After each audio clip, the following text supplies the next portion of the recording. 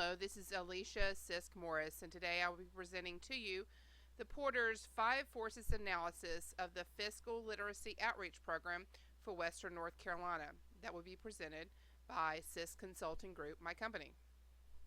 An overview of the program. The concept of this program was a byproduct of my experiences while I started growing my new CPA firm, and after I began teaching QuickBooks and social media classes at AB Tech's Community College, located in Western North Carolina.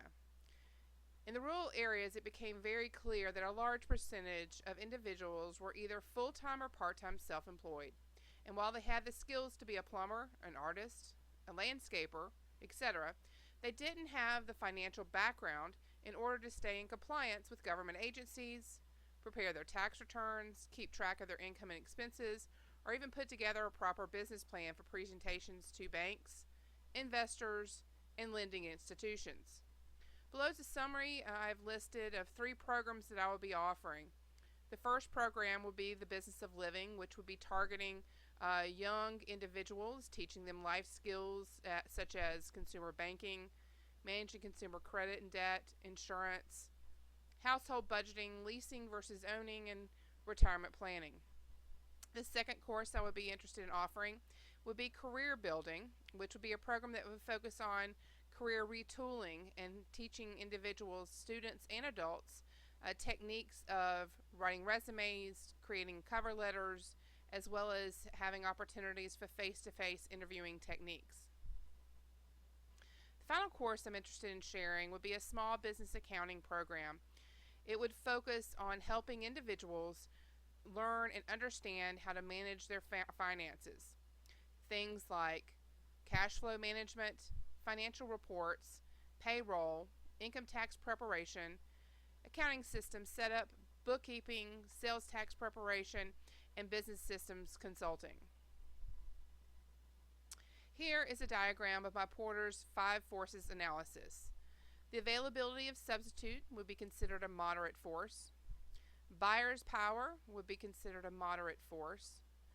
Threat of new entrants would also be considered a moderate. And supplier power would be considered low.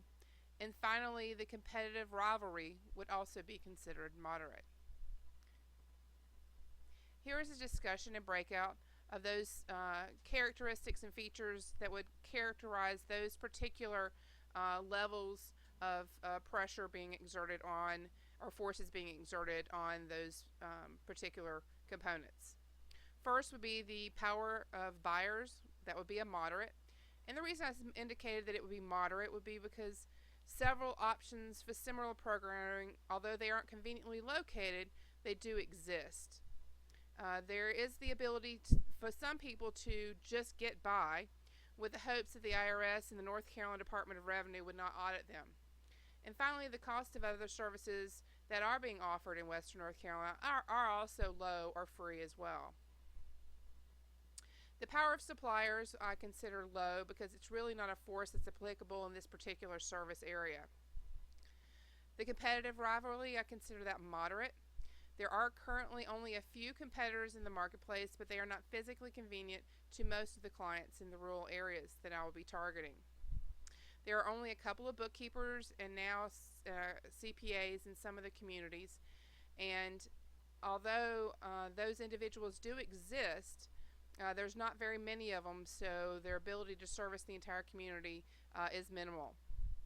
Also, not all the communities have the ability to access community college branches or access the university resources without having to make significant efforts in terms of drive time. The availability of substitutes, I consider that a moderate force. The availability would be moderate because many of the clients are happy using services like bookkeepers and H&R Blocks. And the largest of the competitors would be really through online classes and resources that could be offered from the convenience of their home. Finally, the threat of new entrances, I would consider that fairly moderate.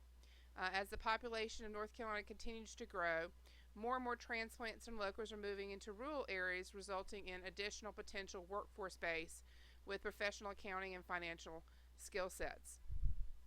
Also, the increase in access to online resources via DSL lines and satellite internet is also bringing more resources to the community that had not been previously available. Thank you for listening to my analysis. If you have any questions, certainly would love to chat with you further about it. Thanks.